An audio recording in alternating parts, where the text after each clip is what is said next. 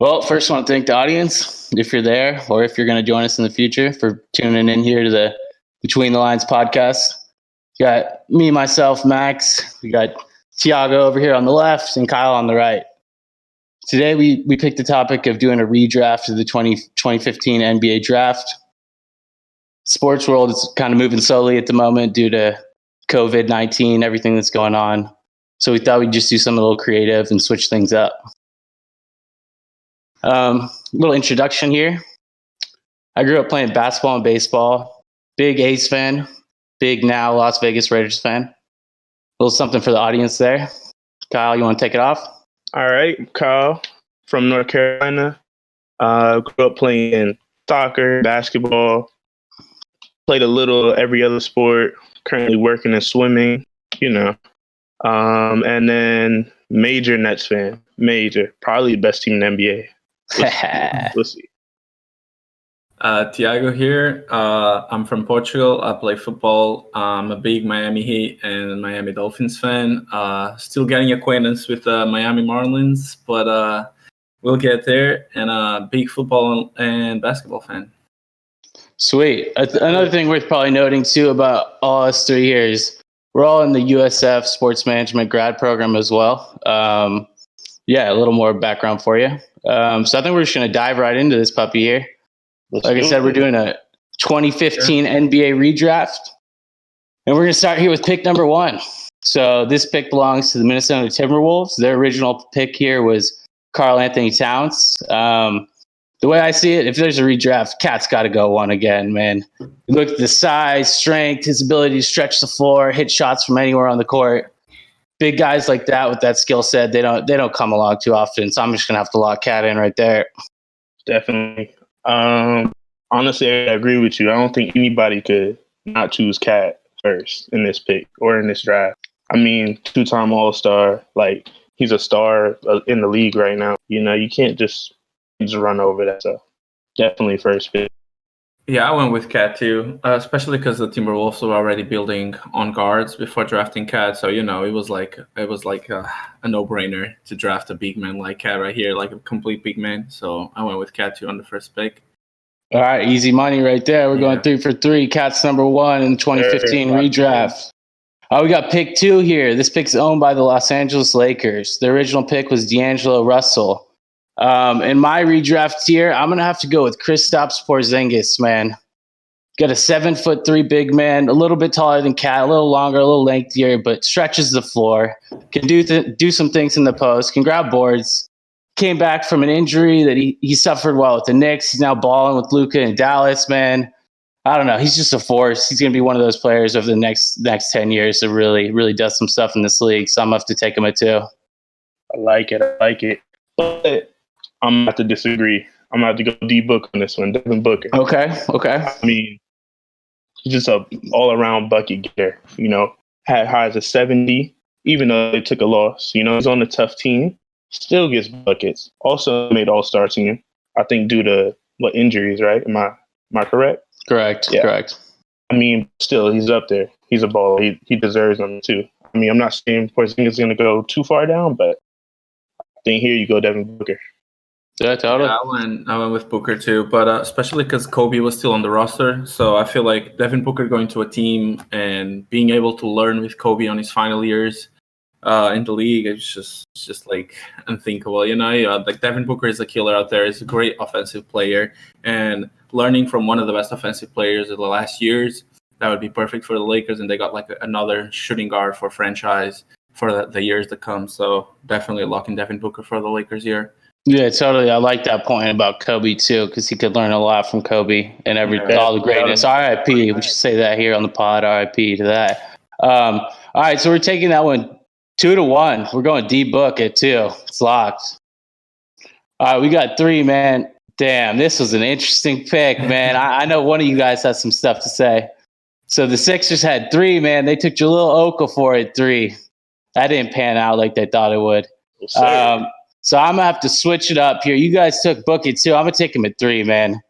It's like you guys said. He's just a walk-in bucket. He steps on the court from anywhere. It's a splash. He's dangerous, man. thing about D-Book is he's a high volume shooter, man. He's going to get his shots up, kind of playing in Phoenix on not such a great team. It affords him opportunities to kind of just hoist as much as he wants. Probably had a lot more opportunities as a younger player than a lot of others do when they come into the league. But still, he's wet, bro. I got to go with D-Book at 3. Definitely. I think at this one, I'm going D'Angelo Russell. He was originally at 2. Okay. I think we dropped him to 3 just because we put D-Book at 2. I mean, hey, I'm a major Nets fan, so you know he wasn't dropping far. I mean, He's a solid baller. That mid-range is crazy, can knock down any threes. Yep. And, in Brooklyn, he had a great team surrounding him, so he was able to shine. I think he's going to shine in Minnesota now. I mean, you can't just push him out the draft, so I think you go 3, D'Angelo Russell. I mean, I originally wanted Kristaps Porzingis on this pick, but the Philly just had too many big men right there. Okay. You already had Nerlens Noel and Joel Embiid, so I had to go with D'Lo too. You know what I'm saying? Like, they needed a guard, and D'Lo is also a player that's been growing a lot in the league. I think him paired up with Ben Simmons in the future would be deadly. Together with Joel Embiid, that would be a crazy trio right there. So, yeah, for sure, D'Angelo Russell right there, 3rd pick.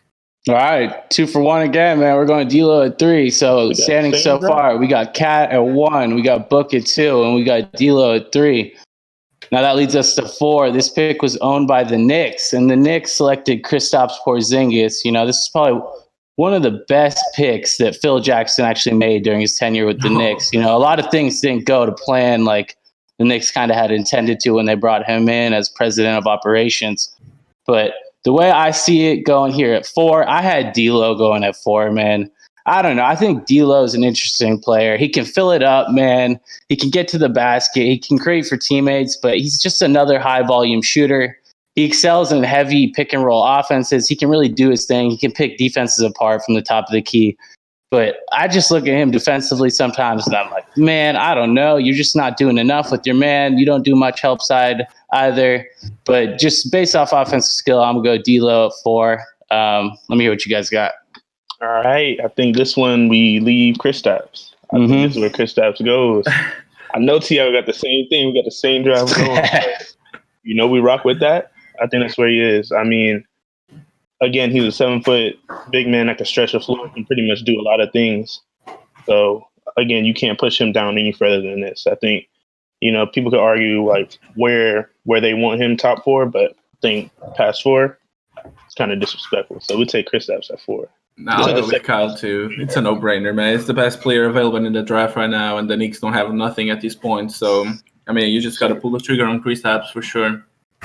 All right, sweet, man. So we got 4 locked in. But this is funny. At pick 5, this draft starts to get pretty interesting because there's a lot of different options that come into play here. All right, so at 5, the Orlando Magic had the rights to the pick. They picked Mario Hezonja. That didn't pan out. I think he's balling in Portland now, man. Coming off the bench as a role player, not doing much. But I think I'm going to have to lock in Miles Turner here for the Orlando Magic, man. Yeah. I don't know. Turner's an interesting player, man. Skilled, can stretch the floor, shoot it from behind the arc. But you also look at him, he's a 7-footer, and career-wise, he's only pulled down about 6.5 boards a game. You wonder, how does someone 7 feet tall only pull down 6.5 a game? But just skill-wise alone, what he's able to do shooting, he gets putbacks. He could take lobs down too. I'm going to just have to go with Miles Turner. I kind of wanted to put Harrell above him, but I'm going to just go with Turner on this one. Nah, I think that was a good move. I think it's Miles Turner, pick 2. I mean, he's become like I wouldn't say a dominant center, but I mean, he's pretty promising center in the league right now. So can't pass on him. I think he's doing good things in Indiana. So. Yeah, I went with Miles. You already have Nikola Vucevic in the team. He was playing power forward. Yeah, you put Miles Turner at the center. You got 2 big guys right there for the future of Orlando. Also, Miles always finds a way to contribute to a team. You know what I'm saying? Like, he's playing with Sabonis right now, and we all know that Sabonis is developing to be a great player, but Miles still finds a way to get his role in the team. You know what I'm saying? Like, especially on defense. So I like Orlando could use him for a couple of years to come together with Vucevic. So yeah, that's a lock for me too. Yeah, I think that's a good point too, man. Because there's always players you find in the league where it's like doesn't matter night in night out. They're going to take on any challenge the team needs them to accept. And I feel like Turner's one of those guys, man. He's not in it for the stats. He's just trying to go out there and get dubs with the squad. Wins. Exactly. So now we get 6. Kind of another disappointing pick here. I don't know. I feel like Kyle might have some crazy shit to say about this one. But the Kings took Cauley-Stein at 6, man. They took him at 6. That one didn't pan out either, bro. So at 6, I'm going to have to lock in Montrezl Harrell.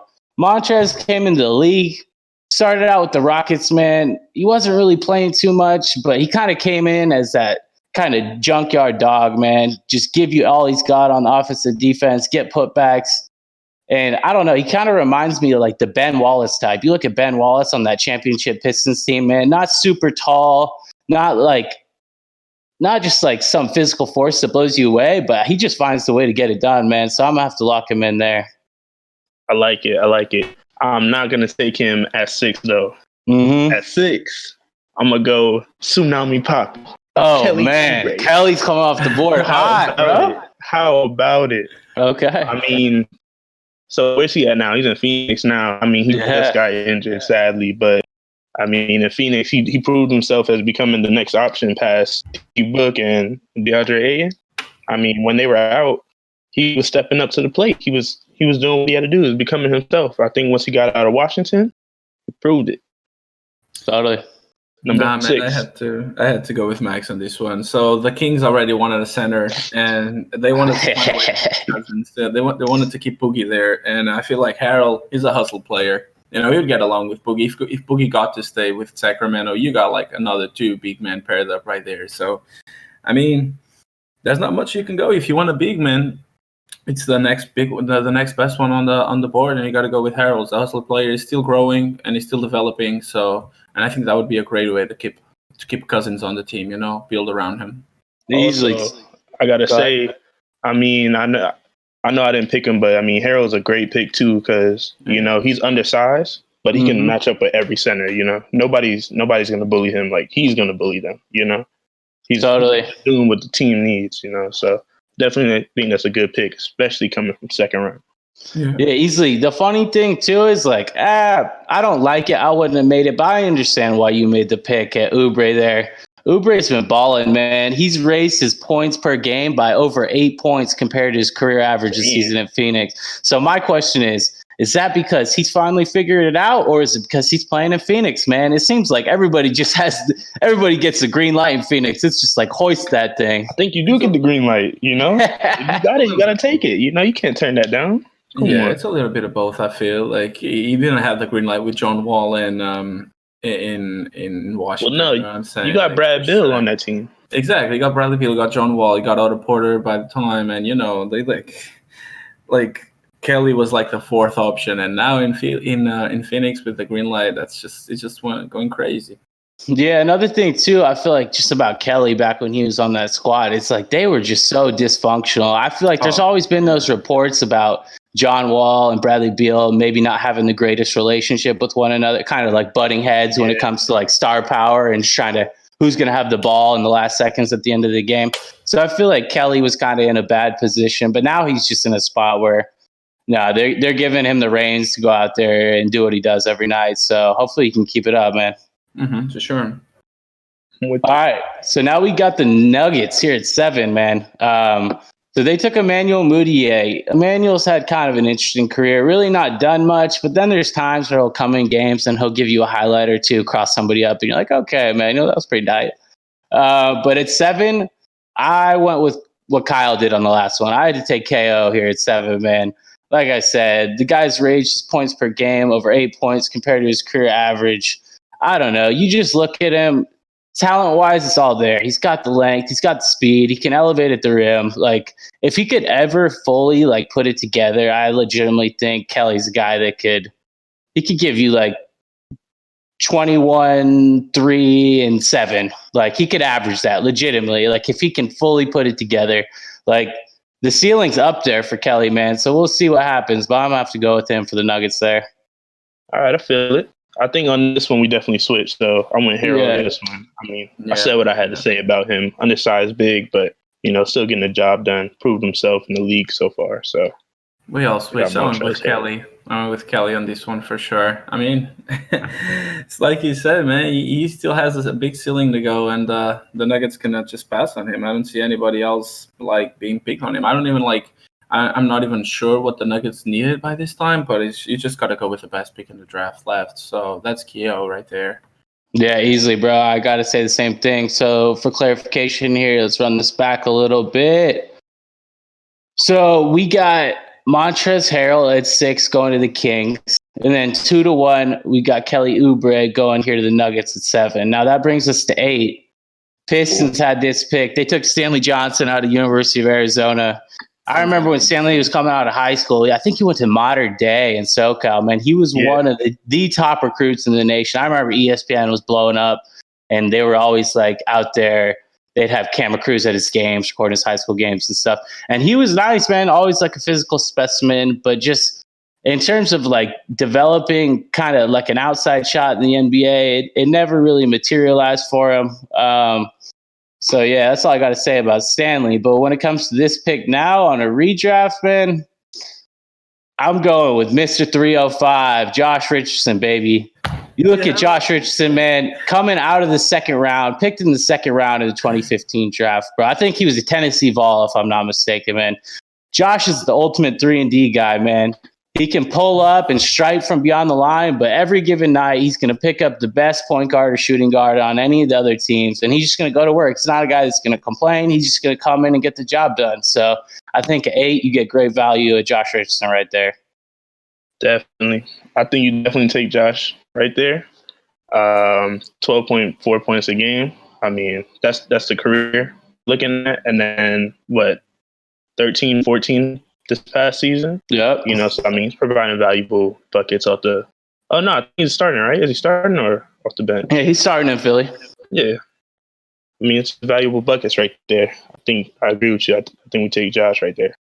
Hey, you guys know me. I'm a big Heat fan, and Josh had to be picked on this one. I mean, I miss him, in Miami. It's just like those kind of players where you just love him, like. On and off the court, the guy's great. And now we're talking about the draft. Josh is like a hustler player. Like, he does everything you need on the team. And he puts his spirit in, night out. And you just cannot, pass on him right here. I'd go with Josh for sure. Yeah, that's why easily got to be Josh. What? Sorry. Yeah, it's because of the Heat you picked him? I mean, I started liking him because of the Heat, that's for sure. But I guess we all agree on Josh on this one, right? All right, yeah. We'll player like this.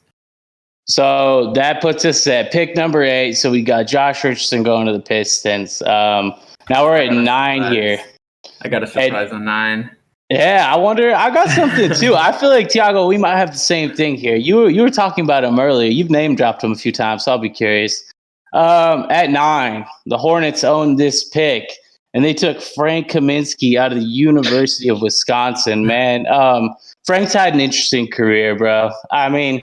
He has moments from time to time where he can splash from the outside and stuff, but just like all in all, not really much to be said about him. But at this pick, man, I'm going to have to go with the Scary Terry assassin who's getting buckets out in Boston, bro. Came now into Charlotte where he is now, which is funny because Charlotte owns this pick.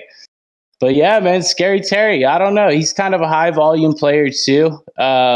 His stats are up in Charlotte, because he's playing in Boston before. He wasn't necessarily the guy. There's a lot of pieces there, but now he kind of gets to run the offense, facilitate things. And also, Michael Jordan paid him a lot of money to come be the guy. So he's got the reins. We'll see what happens as his career continues to go on, but I got to go Scary Terry right there. All right. First, I want to say, Frank and Sam Decker. I mean, I wish they would have done better. They had so much potential coming in. Everybody was hyped, right? I thought it was going to be the boys from Wisconsin. Nah. True. But this pick, I'm actually not going to go with Scary Terry. I'm going to switch it up and go Bobby Portis. Man, you came early with Bobby, bro. That's early. Bobby. But let me tell you why, though. You look at his first 2 seasons. I mean, yeah, sure, he's not averaging much, but I mean, his production compared to Scary Terry's in the first 2 seasons better, right? And then we look at from 2017 till now, he's averaging 14 points, and that's putting in solid buckets on each team he's on. And what was he in? Chicago, and now he's in OKC. He's playing for the Knicks, brother. Yeah. Was he not OKC before? Nah. I'm tripping. Big tripping. But I mean, just look, he's got solid points. I mean, he's balling, you know. I got something to add about Bobby after Tiago goes here, but I don't like the pick, but I don't hate it. Let's put it that way. I think this one could also be interchangeable too. But yeah, we're getting there now. It's where a lot of these guys are kind of interchangeable. All right, Tiago, give me what you got. I need you guys to hear me out on this one. So okay. I appreciate the Scary Terry pick, but listen, there are just some players that you wonder if they are really busts or not because they were just put into the wrong situation. Oh, I know what you're going to say. You say Jahlil Okafor right here, bro. I swear. Jahlil Okafor is my pick. And let me explain why. I got a very nice justification for it. So Jahlil went to the league and he had to fight for his role with 3 other big men. All right. So Jahlil was not in the right situation to begin with. And I feel like Jahlil has given us some like a small taste of what he can do when he was with the Pelicans, when Anthony Davis got injured 2 seasons ago. Jahlil showed some flashes of what he could be on the league, but I feel like his confidence just ran out. You know, like not everybody's like strongly like psychologically strong to keep like producing in the league after being called bust times after times. And I feel like if Jahlil went on this team instead of Frank as their main big man, I mean, he could be like a double-double machine. You know what I'm saying? He's not going to be like a franchise player or like the best center in the league, but I feel like Jahlil could be a really solid player from what he done in college. I feel like he's a great pick. I mean, you just got to like build around him, not like put him in a team with 3 other big men and then call him a bust and then just destroy the man's confidence. You know what I'm saying? Like, I feel like Jahlil could be a really productive player right here, so I'll go with him for sure. All right, I got 2 points. First, I'm gonna touch on Bobby Portis here. Okay, Bobby's an interesting player, man. Because the funny thing is, like, he can actually get buckets. Bobby can step out and hit shots. He's got a little like mid-range post game too. It's kind of nice too. But I think we can all agree the best Bobby Portis story that ever emerged is when he cracked Nikola Mirotic in the face and broke his face, broke the bones in his face. So we just got to give Bobby Portis some shout outs, man. He's one of the only guys still in the league that's not afraid to like get in there and just toss some bodies around. So I think he deserves a pick for that. Showing bows, man.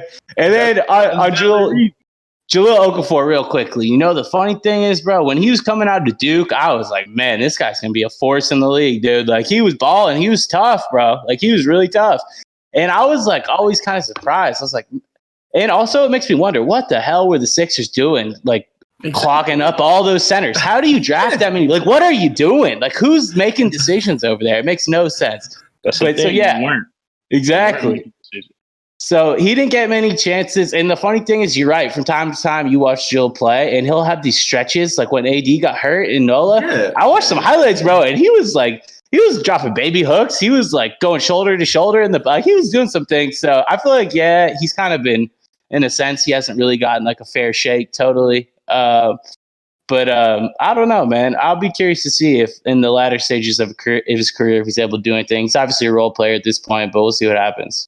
Is he still in NOLA? I believe so. Yeah, I think he is. I mean, hear me out. Comparing to your guys' picks, I mean, I feel like Bobby Portis is a great player. I mean, he still has a ceiling, but Bobby Portis is not consistent. And we already know how he got his fair chance of opportunities. So Bobby can put 6 points one night and then put 20 points. So that's not consistency. And I feel like Scary Terry is the same thing. Although I love the player himself, I'm saying I would go with Jahlil here because it's a what if. You know what I'm saying? It's a what if. The same thing, though. Yeah. You both went for players who got shots. You know what I'm saying? Those 2 players you guys went to, they got their fair chance to prove themselves, especially Bobby Portis in the Knicks. He has more than an opportunity to show himself.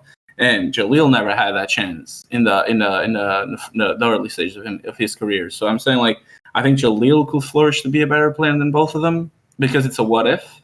Well, it's on you guys. That's the thing. That's I can respect how you're kind of looking at this right now, but you're kind of looking at it from the standpoint of, man, Jahlil had all this talent in college. What if he had gone to a different team and things had been different and his confidence hadn't been battered off the gate? And what if things had played out differently? So I understand where you're coming from there. All right, boys, we got to make a decision, man. Real quick, I respect Bobby Portis. I respect Bobby Portis, but it ain't Bobby Portis, man. I'm gonna say this though, it can't be Jahlil Okafor. And exactly, so that's why it's got to be Scary Terry. I was just gonna say, I don't want to say it right away, but it's got to be Scary, bro.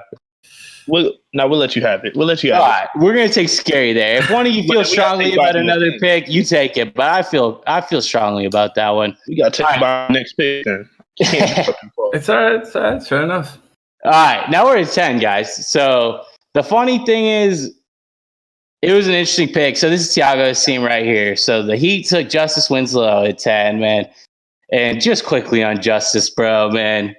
Dude, that guy, he was an incredible point forward, man. Like, the funny thing is, we've watched LeBron James, like, play point forward in the NBA for the last 8 years.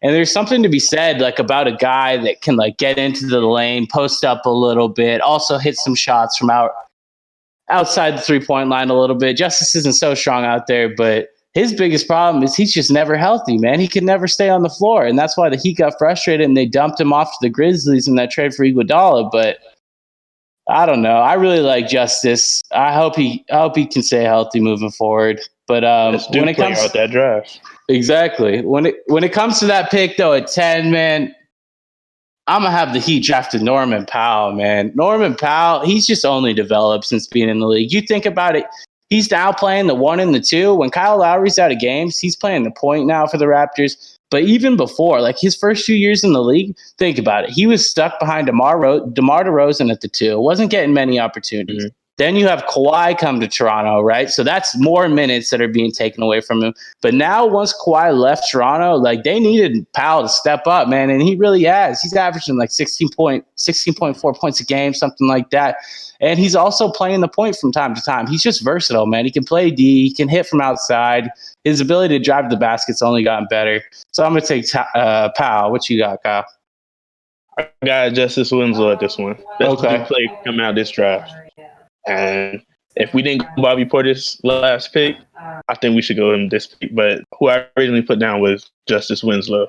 I mean, like you said, I think he's a solid player, ran a point forward pretty well. I mean, he was injured a lot.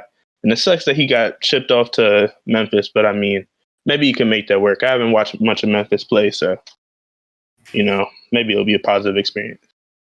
I mean, I went with Scary Terry on this one for sure. I mean, I compare Scary Terry a little bit with Mario Chalmers. I feel that. And Mario Chalmers was still on the Heat right now. And Mario Chalmers is a player that knows his role on a team. He knows how to be like the 4th option, 5th option, whatever. But he's clutch. And I feel like Scary Terry has come in the clutch a few times. And I think he could learn a lot with Mario. I would love to have him on the Heat by this time, because we all know that Norris Cole didn't work out playing with us. So going forward with Scary Terry as our point guard, that could be great. He could develop to be a great player for us. So I would go with him for sure.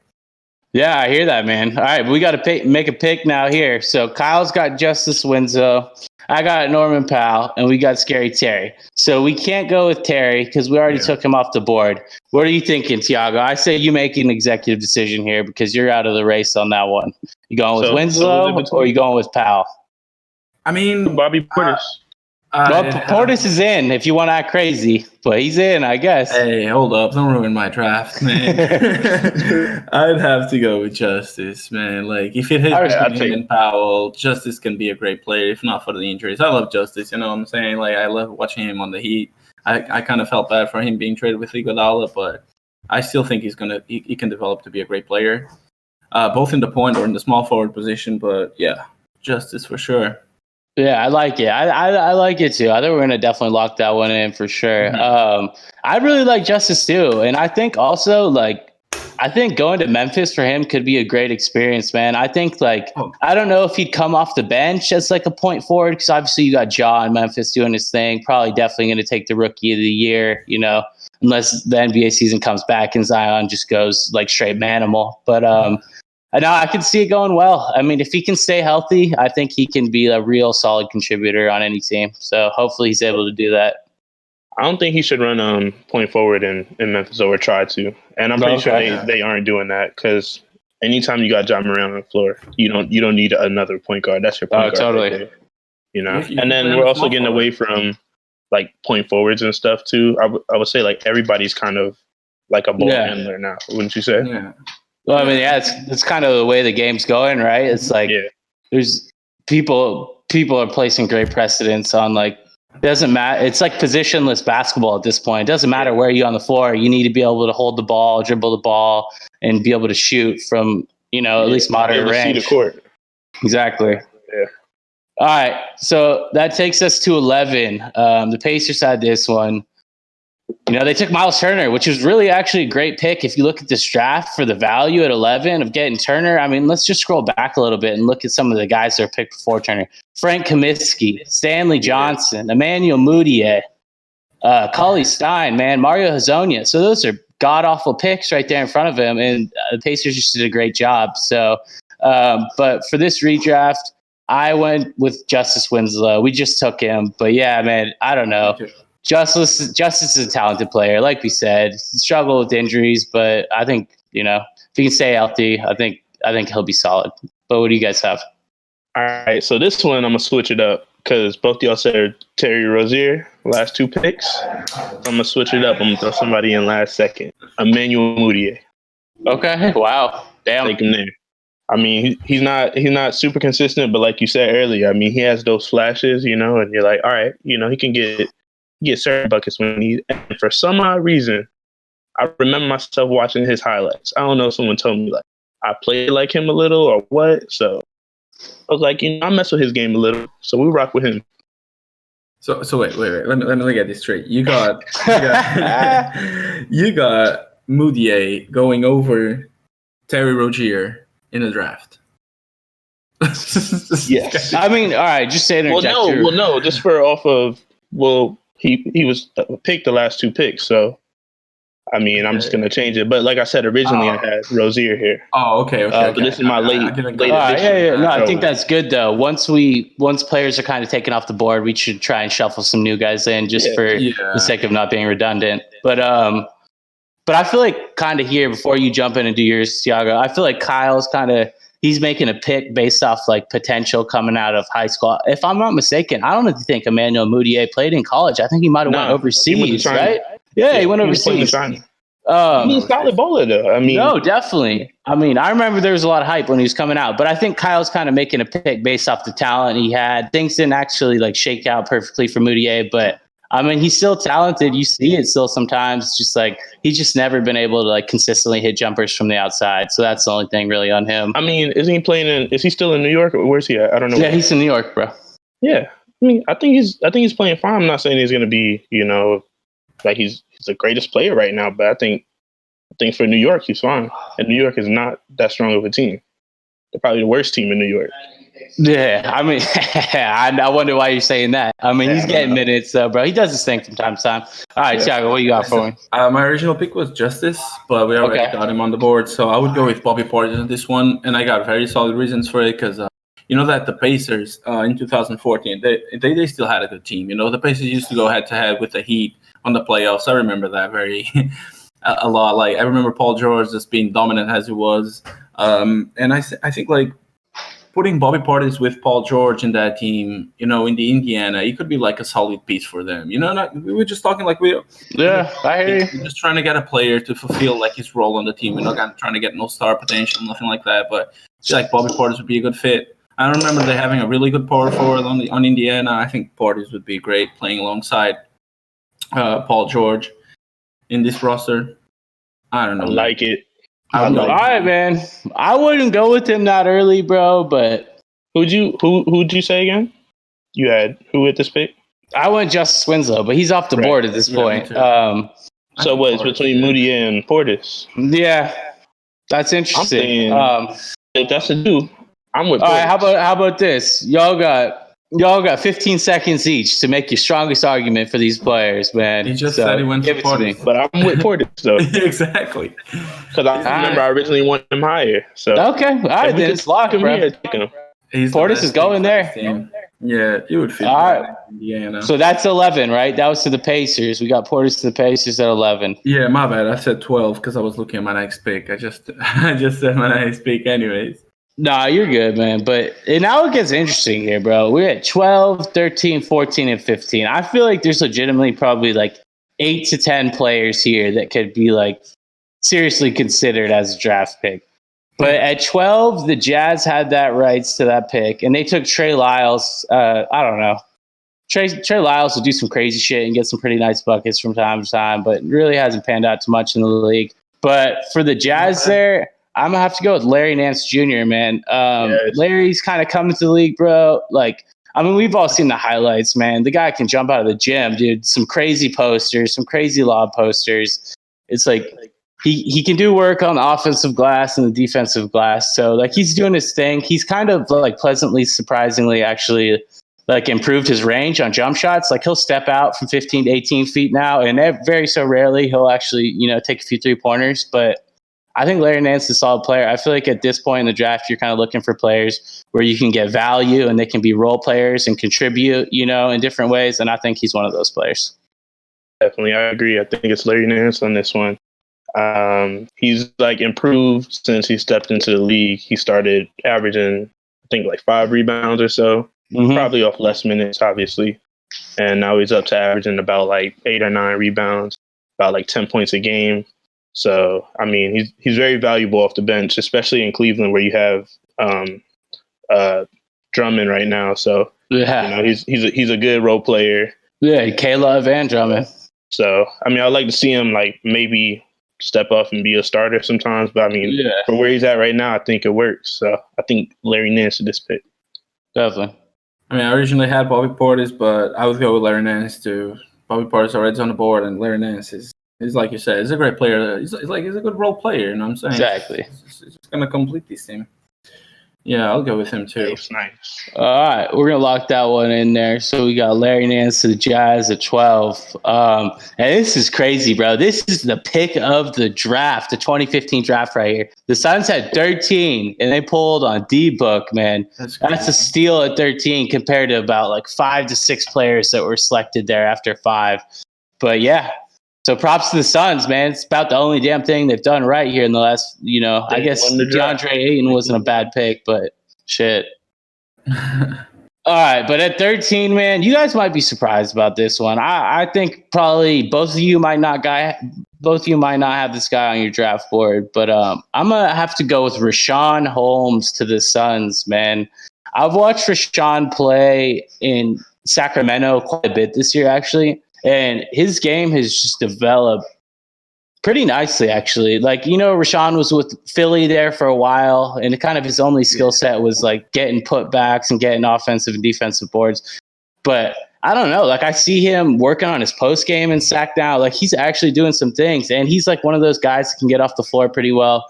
So I kind of just see him as like a guy that has a high ceiling. Like, if he continues to develop in the league. So I'm going to have to go with Richaun Holmes to the Suns at 13. All right. I think in this one, Tiago mentioned it to me today, and I was like, I can't believe I left him out. But I think this one I'm going to go C.D. Osman. Wow, bro. Yeah. Wow, bro. You guys are surprising me, man. Yeah. I think I'm going to go C.D. right here. So I think he came in, he got drafted in this draft, but did he come in, 2017? Yeah. A little later on. Stepped up. He was averaging low amount of points. Stepped up to a starter next year, or maybe just past year. Now he's a starter, averaging about like 13 points. He's putting in solid minutes. He's a solid bucket. I like it. Okay. Listen, I like CD, but after like this past season, before the season was interrupted, when LaMarcus Aldridge was injured, I saw Trey Lyles stepping up a little bit for the Spurs. And I'm not going to lie, I like that. I had that guy on my fantasy team, and he was putting double digits. You know what I'm saying? Like, Trey Lyles could be a great player in Phoenix. I think like he just needs the right opportunity. He steps up when the team most need him. And, I'd lock him in here for Phoenix. Totally, man. That's funny that you say that, because I've always watched Trey Lyles play, and like he's really skilled offensively, like really skilled. Like he can face up, hit jumpers, like he can put his back to the basket and do a few things. He can fade, like he's good. And I kind of also like, why hasn't it worked out for this guy? He's played on a few different teams in the league now, but I don't know. Maybe Popovich can kind of cultivate his talent a little bit as like a role player off the bench, kind of a guy that can come in and get some buckets and kind of like, stop teams when they're surging, just kind of help on that area. Well, he made a statement when he got the chance. You know what I'm saying? Like, of course, LaMarcus Aldridge is still going to take the starting spot while he's at the Spurs. But I think like every time Trey Lyles steps up, it just shows us something new. You know, and he's a very good rebounder, which a team needs right now. And I mean, he just can develop into a really good player. It's a risky pick, of course. He can be a bust, but at this point, like we're at like 13. I mean, you can take risks, right? Like, yeah, definitely. Like that. Totally, dude. I'd say Trey Lyles for sure. Yeah, I like what you're saying too, because it's like when you're at 13, 14, 15, 16, 17, 18, the odds of you drafting like a Devin Booker at 13 are so low. You know, that happens just at like such a low rate in NBA drafts. And then it's even crazier. You get guys like in the late 20s, like the Spurs drafting Tony Parker. You know, like people can always find like diamonds in the rough, you know, but I feel like if you're trying to be realistic as like a GM in a front office, you're just at this point looking for rotational players that can come in and provide value. So I like what you guys are saying there, and I think that he does that. But we do have to make a decision here. So I threw out Rashawn Holmes. Tiago threw out Trey Lyles. Kyle, who did you have again? CD Osman. CD Osman. All right. Does anybody feel really strongly here? Is somebody like, man, we got to put him here? I do. I think Trey Lyles just proved more than those guys right here. I think Trey, if he has the right chance, he can be a better player than. Where's Trey Lyles at right now? Spurs.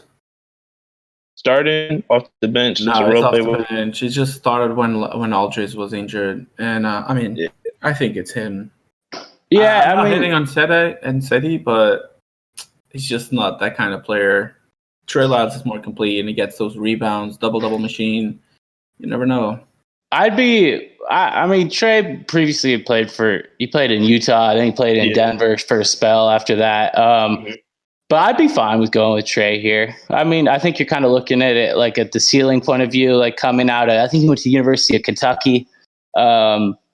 Like he was solid, man. So I have no problem with that. If things had played out a little differently, who knows? Maybe he could have, you know, had a little bit of better career at this point. I'll let you have this one. You could have Trey Lyles on that one. All right, we're gonna go forward. Yeah. I just don't want to hear nobody picking Cameron Payne. All right, nah, bro. But you know he was the next pick in the draft, bro. The Thunder had 14, and they took Cam Payne. But now this is where I kind of go back to a little bit earlier in the draft, guys. It's got to be Willie Cauley-Stein, man. Stein's just been a disappointment, bro. Like his game just hasn't evolved at all since coming to the league. He was doing the same shit now that he was doing at Kentucky, man. Just catching lobs. He can't hit a free throw worth shit. He can't stretch the elbows or hit jumpers from the free throw line. It's really just bad. I mean, the Warriors had high hopes. They brought him in on a free agent. It was pretty low level. He didn't get paid a ton, but they were done with his ass after half a year. They're like, man, we're done with this. We're going to dump him to Dallas for anything that we can get. But when you're at 14, I think at 14, he's a solid enough role player. And I think that the Thunder would have to take him at 14. Over Jaleel. Yeah, bro. I don't have Jaleel on my 15, man. He's not there. I mean, I think Willie is, because we're at 14, right? Yeah, 14 for the Thunder. Stein at 15, but 14, I'm going to go Tyus Jones. Okay. I took him out. So, bro, I had him at 15, but then I looked back through the draft and I was like, wait, I like somebody a little bit more. And I have him at 15. So you guys are going to see that in a minute. But tell me why Tyus. He's pretty solid in Minnesota. He's obviously going to be the second string now behind D'Lo, right? Or are they doing a 1 and 2 kind of thing? I think he's definitely coming off the bench. Yeah, I mean, but for the time being, he was decent. I forgot what his stats were, what he was averaging, but I just know he was just decent off the bench. They probably needed a higher end kind of point guard, you know, to complement Wiggins at the time and Cat, but. I mean, I think he worked out fine. I think he's doing fine now. So, and I liked him coming out of Duke, so we'll take him. Okay. If we don't take Jaleel here, that's wild. I'll just give you the best arguments to pick Jaleel higher. And now you're telling me that Willie Cauley-Stein had a better chance to be a good player than Jaleel Okafor if he had the right chance. I mean, we're in OKC, man. I mean, I think I'd go with Jaleel here. Anyways, I'm gonna say this though. Not Jaleel because I told him at 9, but I locked in Jaleel here. If he's not in the draft board right now, I'll lock in Jaleel. But I'll say this though. You keep mentioning that if he had the right chance. I think if we gave all these players the right chance, they'd all be different. I mean, I agree. To piggyback off what Kyle's saying, I think there's some truth to that, right? It's just like, I don't know. I mean, it's hard to say, right? There's so many elements in play, like whether it's like a player's kind of like his mental composition going into the, because I feel like some people are just like, they have that like ability in them where it's like, regardless like of what's going on team wise, or regardless if they feel like they're getting slighted, they have that ability to like rise above and still be great. And I feel like some people kind of wilter under that, like, well, it's like, fuck this coach, he's not giving me minutes, man. It's like this organization doesn't believe in me. So it's like you kind of get down in the dumps. But I think at the same time, though, it's always worth, like, hindsight is 20/20. But like when you're thinking about it, you always wonder, man, these players are so talented. Like, why didn't it work out? Yeah. Listen to me. We got like Jaleel was like used to be the man. You know what I'm saying? Coming up from high school or college, he was like the guy. He was like the best player on your team, and like. But you had Tyus with him at Duke. All right, but like you ruined his confidence on the peak. Like that happened with Markelle Fultz too, and we all know what happened. Like Markelle actually tried, like was able to bounce back and like kind of ignore everything that was going around, calling him a bust and shit. And I like how Markelle is doing in Orlando right now. But I feel like if Jaleel, he still can't shoot that thing for shit, man. But he's playing all right though. I know. But I feel like if Jaleel had like the right confidence coming to the league, and we were talking about the 14th pick here. It's like you said, we're not looking for star potential. We're looking for rotation players. And Jaleel has proved before he can be a really nice rotation player, especially if your main post is like injured. You know what I'm saying? Like what happened with AD. So Jaleel here is a no-brainer. You cannot just pass on him. I'm gonna argue this one. It's gonna be Tyus for me. Cannot do it. Okay, no, I hear you. All right, let's just run it back for the audience here real quick. So I took Cauley-Stein here. Kyle's rocking with Tyus Jones. And we got Tiago coming here with Jaleel Okafor, man. So we got to make a decision here. What are we going to do, guys? I will say one thing about Kyle's pick. Tyus Jones is interesting, man. There's something about Duke point guards. You know, Coach K coaches him up, bro. And the funny thing is his brother's playing point at Duke right now for Coach K too. So I don't know. I feel like there's something about those guards. They come into the league and they like have this ability to – it's like they're not going to go get crazy buckets, but they know how to run an offense, and they know how to run offense well. So they get the buckets they need. You know, he's not out there trying to, one-on-one ISO somebody every single time. You know, he's getting exactly. I mean, all right. That's him. What are we doing here? We got to do something. We're 14. We're late in the game, man. I'm gonna argue this one. I want Tyus on this one. I'm not changing my mind on this one. That's for sure. It's your call, Matt. All right. I'm going to just rule my pick out. I'll take Cauley-Stein out of the running. Yeah, definitely. We not even counting him. But it also surprises me that he wouldn't go in the top 15 of this draft. But, all right, based off what you guys have, I'm sorry. Jaleel just hasn't done enough for me in the league. I know the potential is there, bro. But you look at what Tyus does, man. He's just solid. He's dependable. He's reliable. You can count on him. There's something to be said for that. So we're going to have to take Tyus there. Yep. Thank you. All right. And that takes us to 15, man. So the original pick here was Kelly Oubre.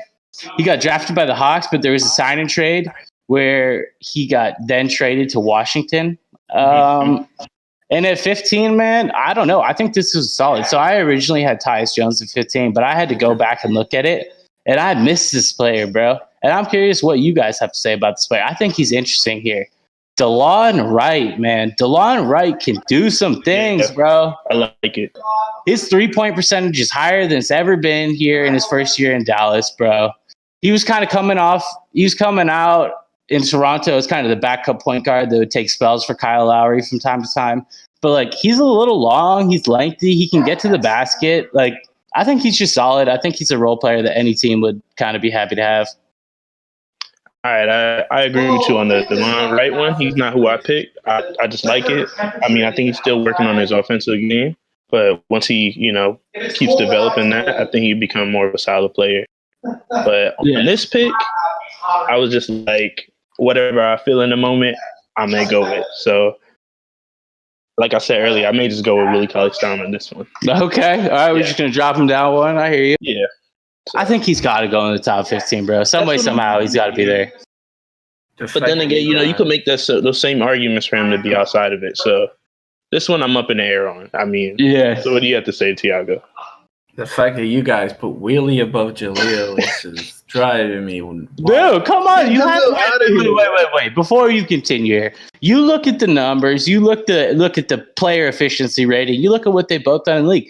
Cauley-Stein has just done more. Like, unequivocally, there's no way that you could say Okafor has been a better player in the league. Fair enough. If you go with the numbers, I mean, I told you my argument. I understand it. I respect it. And I got it. It's fair enough. But with this pick, if I'm not going with Jaleel, man, I was like originally going with Rishon, but okay, I'm kind of confused. I mean, Seti could go here. Willie could go here. Okay, honestly, I like Seti here too. I mean, probably Seti. I don't know. For the number, if you're talking about numbers, he's averaging, like Kyle said, 13 points. He's a nice role player. And going to Atlanta, I know, but he will be a role player in Atlanta. Don't even try to like. But it's not. He would be like the third, fourth option in Atlanta for the years to come. Who's a small forward in Atlanta? I think DeAndre Hunter out of Virginia, man. He's a rookie. I mean, he's not going to start. But Atlanta's got a lot of interesting pieces, bro. I mean, you got Cam Reddish out there too that can come in and play in the 2 and the 3 as well. But I don't have a problem with Seti here. I mean, I guess I slighted him a little bit. I guess Cleveland's kind of one of those teams. There's like, who the fuck is really actually paying attention to what's going on there? But I'd be fine with it. And I mean, I heard you guys both kind of say that you'd be fine with Seti there. So if you guys feel that way, I think we could lock him up. I like Seti there. Let's do Seti. All right, let's do it. So that finishes off, guys. We're done. All right. Yeah, it's a wrap, man. We just finished up. Run it back. Let's hear what the picks are. So we got to run it back. All right. So we came to the conclusion that Cat had to go 1, right? Yes, that's all right. And also, I wanted to say this at the beginning. I didn't say anything, but thoughts and prayers out to Cat and his family, man. I know he lost his mom to that COVID-19 recently. Yeah, I'm sure he's going through it right now, but the whole NBA and all the fans were thinking about you, man. Hoping you make a quick recovery there. And then 2, to the Lakers, I think we came to the decision of y'all were high on Devin Booker there, right? To the Lakers? Yeah. All right. And then 3, original pick was Jaleel Okafor. I think you guys were both on the D'Lo train, right? Yeah, we definitely. All right. Yeah. So D'Lo went 3 to the Sixers. Then we're back here at the Knicks again. So I think we just decided that it's got to be Kristaps there back again to the Knicks. Yep. Yeah. All right, now we're back to 5. I think we decided Miles Turner to the Magic had to be the pick, right? Mm-hmm. Yes. Okay. And then we're now back to 6. And we sent Montrezl Harrell there, right? We took Montrezl Harrell to the Kings there, kind of pair him up with Boogie. Mm-hmm. Okay. And then KO. At 7, we had KO at 7, man. KO is doing his thing. He would have gone to the Nuggets if that were to come to fruition.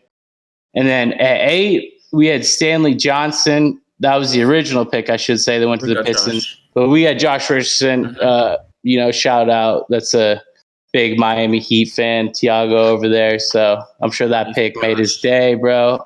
R.I.P. to Josh Richardson on the Heat, balling, doing his thing out in Philly now. Then we had 9. Originally, Frank Kaminsky went to the Hornets. What did we do here again? Do you guys remember? I know I tried to throw Terry. It was Terry?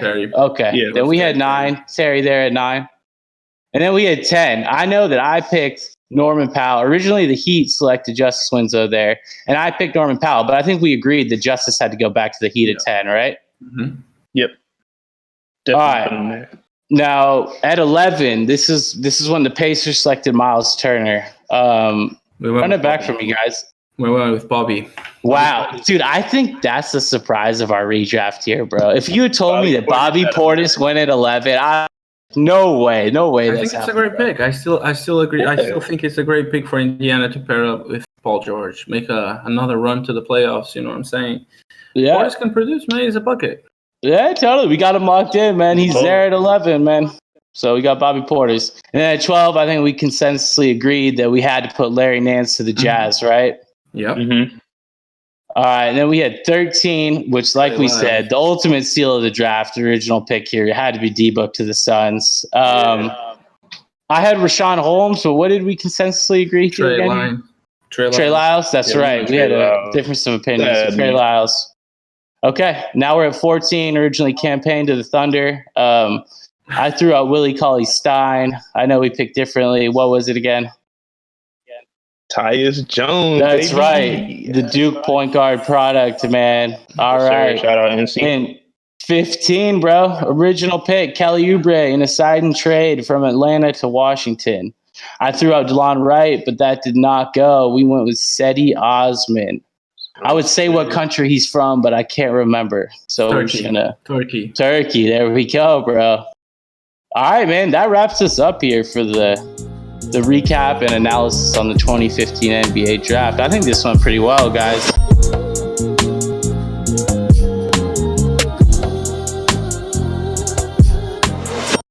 Thanks for watching, everybody. If you enjoyed the video, give us a like. If you would like to add something to the discussion or give us any ideas or topics on our future shows, feel free to comment. And as always, don't forget to subscribe.